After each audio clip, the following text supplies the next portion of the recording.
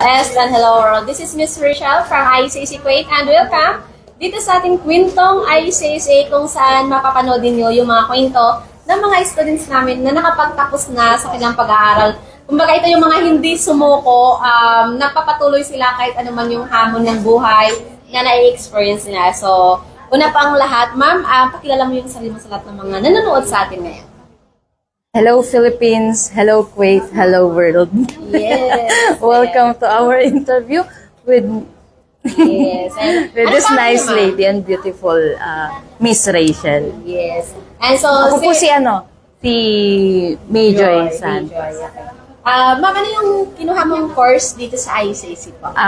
Nag-take po ako ng Health and Social Care Level 4. Level 4. Yes Okay. po. So, bali ilang taon ka na dito sa Kuwait, ma'am, bilang isang OFW?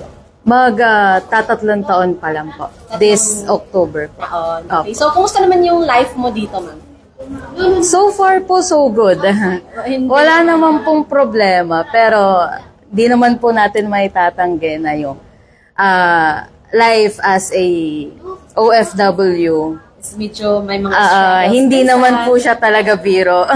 Pero okay naman po. Nagpapasalamat pa rin po ako sa Panginoon at safe at wala naman pong problema. Kasi yun naman talaga yung importante, di ba? Yes po. Yes. And so, paano siya, ma'am, naisipan na mag-enroll sa Diploma in Health and Social Care po? As far as I recall, a year ago, yung tipong nasa punto ka or nasa point ako ng yung parang I felt something blue that time nung naghahanap ako ng mapagkakabisihan ko, yung tipong ganon. Kasi parang I figured out na parang wala nang balance sa life and between life and my life enjoyment po. So, hanggang sa nag-scroll ako sa social media, nanawa ako mag-scroll kasi usually ang ginagawa ko Instagram, Facebook, YouTube, movies, ganun lang. Hanggang sa napapagod na ako mag-scroll. Hanggang sa nakita ko yung ICSA nga po, ma'am. Tapos, ayun, dito ako dinala. So, kumbaga, napifeel mo nung time na yun na parang stagnant na yung buhay mo.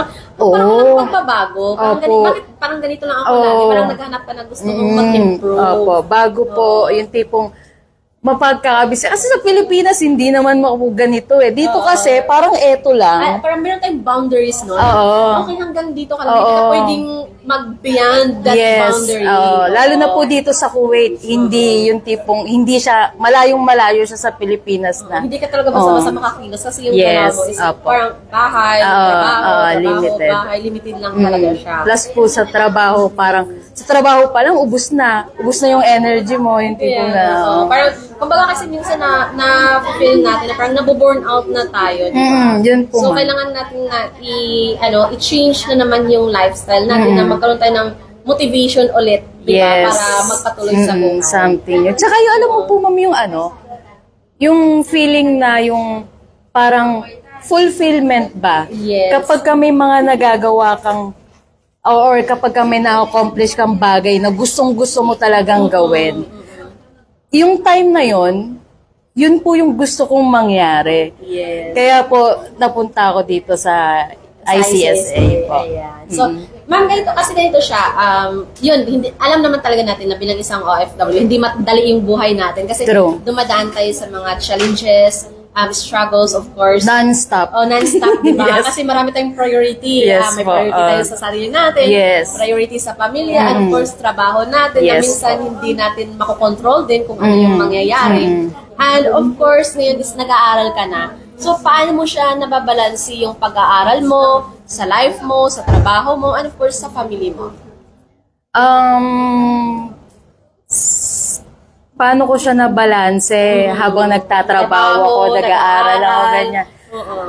Kumbaga, yung mga insignificant na ginagawa ko before, na nung hindi pa ako nag-aaral dito sa ICSA, lahat ng mga hindi importante, inalis ko yun. Ipinalit ko po yung halimbawa. Mas maganda. Yung mas maganda. Halimbawa, pagkatapos ng trabaho ko before, minsan lalabas ako, yung tipong ganyan, sasama ako sa mga friends ko para kumain, magpuyat, ganyan-ganyan. Inalis ko po yun. So, nag-change ka talaga ng lifestyle mo. Pinalitan ko po talaga. So, pagkatapos ng trabaho, siyempre, nag-aaral ako, modules, pagkatapos ng trabaho, kapag 2 hours, 3 hours, yung tipong ganyan, ginugugol, himbis na nag-scroll ako sa phones ko, sa Instagram, nagre-research ako. Ganon ko po siya minanage. Kung ano yung mga... Kumbaga ganito siya, parang pinapahalagahan mo, inuuna mo yung priority mo na mas mahalaga. Yes, ma'am. Compare doon sa mga hindi naman siya ganun kahalaga. Oo, tama po, so, kailangan natin na, so ganito pala siya, kung meron kang goal, kailangan mong i-identify ano ba yung mas mahalaga, ano ba yung talaga yung importante sa hindi importante. Kumbaga, ihiwalay natin yung decolor sa puti. Yes, parang tama. Simple ganun po talaga. Simple na parang pag-uusap lang. Okay. Tsaka at the same time, ma'am, kumbaga parang in-enjoy ko rin. In-enjoy ko rin yung pag-aaral ko dito. Kasi, hindi lang naman po yung pag-aaral is nasa loob ng classroom ni sir. Habang gumagawa ko ng research ko, sobra akong na-amaze na, ganito pala yun. Kaya pala ganito. Kaya pala ganyan. Kasi nga, bukod sa nag-aaral ako dito sa classroom ni Sir Mark, may mga natututunan din po ako sa research, parang self-study na rin po, ma'am. Parang gano'n po. Ayan. So, may time ba na dumating sa'yo na, parang hindi ko na ito kakayanin tapusin yung course kasi medyo mahaba siya. And alam mo yon kasi hindi kasi natin hindi natin makokontrol kung ano yung darating bukas, ano yung darating mamaya. Kumbaga, may mga time na medyo down tayo, may time naman na medyo nasa up tayo. So, may time ba na parang naisip mo, parang hindi ko na ituloy yung course? Hindi, ma'am. Never ko po naisip na mag-stop. Kasi, kumbaga nagpapaano talaga sa'yo na kailangan mo siyang tapusin. Hindi. Kasi in the first place, in-enjoy ko eh. Kumbaga parang, kasi gusto mong tapusin. Oo. In-enjoy ko po talaga lahat. Yung tipong, gano'n naman kasi ma'am, di ba? Kapag mahal mo yung ginagawa mo. Parang, enjoy mo talaga. Ginawa ko talaga siyang, ayoko kasi kapag huminto ako, anong gagawin ko tuwing day off ko? Kasi anong gagawin ko tuwing Friday? Yung tipong ganyan. Kasi Friday po yung pasok ko, yung face-to-face class ko. So, never ko po naisip na mag-stop. Opo. Kasi na-enjoy mo, na-feel mo yung, kailangan ko, sorry. Bilaw. Okay. So, kasi na-feel mo na, ito yung kailangan ko for now, kasi ito is makakatulong ko for my professional development. Yes, ma'am. Okay. So, bali sa ngayon, kasi syempre tapos ka na, ano yung mga natutunan mo sa course mo? Actually, madami po eh. Compare last year, nung nag-start ako dito, as in zero knowledge ako. Zero knowledge ako sa health and social care.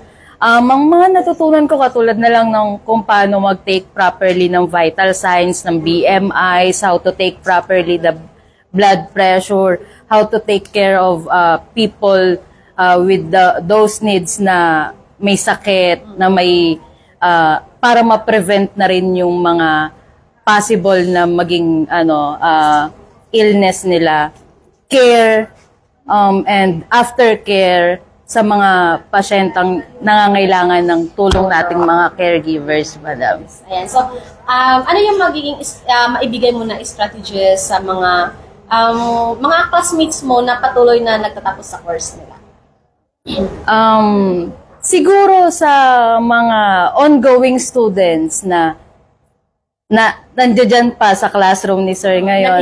Paano gawin sa mga estudyante dito sa harap natin. Siguro, i-advise ko na lang rin kung paano yung ginawa kong management habang nagtatrabaho at nag-aaral. Siguro, enjoyin lang nila, ma'am. Enjoy nila, isa puso nila yung ginagawa nila, yung readings nila, yung modules nila, yung exams nila. Hindi na nila hindi na, kumbaga parang, hindi na nila mararamdaman yun or mamamalaya na, tapos na ako next month, yung tipong ganyan. Yung binabayad natin dito, worth it lahat kung i-enjoyin natin, kumbaga, ma'am. Sabi nga ni Sir Mark Kevin, huwag kang ma-stress. Ay, ma'am, bawal. Isa po ako sa mga buhay na Papatunay talaga. na nagpapatunay na hindi yung environment dito sa sa ICSA dito sa Palapag na to na hindi talaga ako hindi ko naramdaman na ma-stress. Na-stress lang ako kasi puyat ako sa sa modules yung tipong ganun. Pero yun nga po every Friday, every face-to-face class ko, eto talaga yung happy place ko, ma'am. Yung tipong Kumbaga, kailangan papasok ako, gusto ko ganyan, gusto ko ganito. Kasi amazing kasi yung mga natututunan sa loob ng klase. Oo. Lalo na kapag katulad ko, wala akong idea. Tapos, kumbaga, nung bata ako, ang pangarap ko talaga na makapag-aral ng nursing. Yes. Kumbaga, kung wala ka talagang alam, tapos yung interest mo sa kung saan man ako ngayon, kumbaga parang amazing lahat yung mga bagong naririnig ko dun sa tinuturo ni Sir Mark po. Ayan. So, ano naman yung advice na maibibigay mo sa lahat ng mga nanonood ngayon sa live na to? Kasi itong live na to, hindi lang siya dito sa Kuwait. Maraming nakakapanood dito. Kasi minsan, ang dami na kasi mga students natin like sa Hong Kong, Taiwan, Brunei. And of course, may nasa kanila na rin na nag-enroll dito sa ICSA. So, worldwide siya napapanood tong live natin. So, ano yung magiging advice mo sa lahat ng nanonood ngayon na matagal na rin na gustong makapagtapos ng pag-aaral? Sa mga nanonood po na nangangarap na makapagtapos din ng pag-aaral, makakuha ng diploma tulad ko, kung kaya naman, kung may pagkakataon, bakit tayo mag-aaksaya ng panahon? Ang panahon ngayon parang one click. Oo. Diba? Time is gold. Oo, ma'am. Kumbaga, ang isang taon, apaka-easy na lang. Diba? Parang ako nga, ma'am, 9 months lang ako. Parang kailan lang eh. Parang bitin, kumbaga. Sa mga nangangarap, huwag na nating aksayahin pa yung panahon na, syempre, hindi naman na tayo pabata. Yes. Kung ayaw nating mag-stay sa ganitong sitwasyon lang natin ngayon, grab some opportunity or punta kayo dito sa ICSA. Hindi lang naman po caregiving yung ino-offer nila. Marami. Like graphic design, business management, computer literacy. Marami po. Sa mga gustong mag-change ng trabaho. Yes, ng trabaho, ng futures. Yes. Try to check out ICSA. Yes. And so, thank you so much, Ma'am Joy, sa pagpa-unlock dito sa ating Kwentong ICSA. So, ang dami mong, for sure, ang dami mo talagang maibigay or maraming may inspire sa video na. Kasi, sa experience kasi namin, kung bakit nag-i-enroll yung mga students is nakikita nila yung journey ninyo. For example, ngayon kasi live to wala tayong script, wala tayong sinusunod na binabasa, wala. Kung ano yung experience nyo dito is yun talaga yung nakikita nila. So, yung mga experience namin dito sa mga students namin is nag-i-enroll sila kasi nakikita nila kayo na hindi kayo sumuko para maabot yung mga pangarap ninyo. And of course, bilang isang OFW, saludo ako sa mga katulad ninyo na hindi bumitaw kasi alam mo, yung opportunity hindi siya yung okay, ito opportunity mo na yan. Kailan mo siyang paghirapan, kailan mo siyang i-work out and magsisimula yan sa sarili mo kung meron kang qualification or kung ikaw is equipped ka, ready ka na i-grab yung opportunity na yan, di ba? So, yun para sa lahat ng mga kababayan natin, kung isa po kayo sa nakakapanood ng Kwentong ICSA, which is story ni Ma'am Joy, dito sa ICSA, which is nakapagtapos na siya sa Diploma in Health and Social Care. Ay, so message po tayo sa aming WhatsApp number +965-9930250 kung kayo din is interesado na makapagtapos dito sa ICSA, sa Health and Social Care or sa mga courses namin. So message lang po kami sa WhatsApp. And muli, maraming salamat po ako si Miss Rachel at kasama ko si Ma'am Joy ang nagsasabing ICSA is your partner in success. Thank you so much everyone and see you next time.